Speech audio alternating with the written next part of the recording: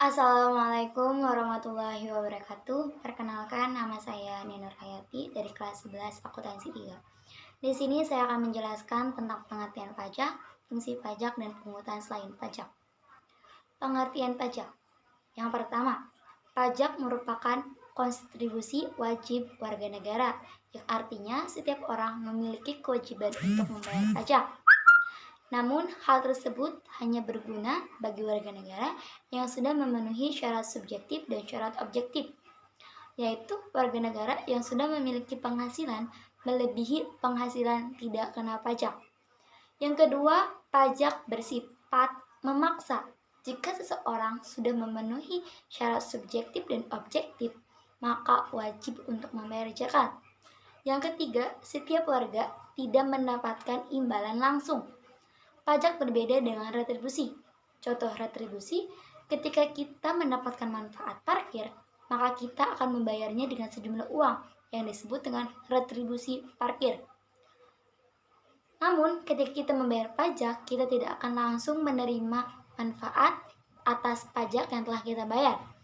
Yang akan kita dapatkan berupa perbaikan jalan raya, fasilitas kesehatan secara gratis, beasiswa, dan masih banyak yang lainnya.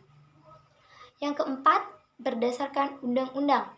Pajak sudah ditetapkan dalam undang-undang negara, dan ada beberapa undang-undang yang menetapkan tentang mekanisme perhitungan pembiayaan dan pelaporan pajak. Kemudian, fungsi pajak. Pajak memiliki beberapa fungsi, di antaranya yang pertama, fungsi anggaran.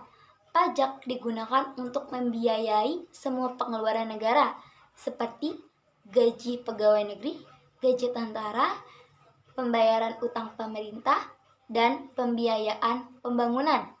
Yang kedua, fungsi mengatur. Pajak digunakan pemerintah untuk menjadi pengaturan kebijakan negara atau yang disebut dengan kebijakan fiskal. Yang ketiga, fungsi stabilitas. Dengan adanya pajak, pemerintah memiliki dana untuk menyeimbangkan kebijakan yang sehubungan dengan stabilitas harga, sehingga inflasi dapat dikendalikan. Yang keempat, fungsi pemerataan. Pajak digunakan untuk menyesuaikan dan menyeimbangkan antara pendapatan, pembagian dengan kebahagiaan, dan kesejahteraan masyarakat. Tentunya pembagian pemerintahan daerah. Yang terakhir, pungutan selain pajak. Pungutan selain pajak yang pertama itu bea materai. Bea materai adalah pungutan yang digunakan atas dokumen dengan menggunakan benda materai. Yang kedua, bea masuk dan bea keluar. Bea masuk dan bea keluar merupakan pungutan yang dilakukan oleh Direktorat Jenderal Bea berdasarkan undang-undang yang berlaku. Yang ketiga adalah cukai. Cukai merupakan pungutan yang dikenakan atas barang tertentu yang sudah ditetapkan untuk masing-masing jenis barang tertentu. Dan yang keempat, retribusi. Retribusi adalah pungutan yang dikenakan sehubungan dengan suatu jasa dan fasilitas. Mungkin cukup sekian yang dapat saya sampaikan. Kurang lebihnya mohon maaf. Wabillahi taufiq wal hidayah. Wassalamualaikum warahmatullahi wabarakatuh.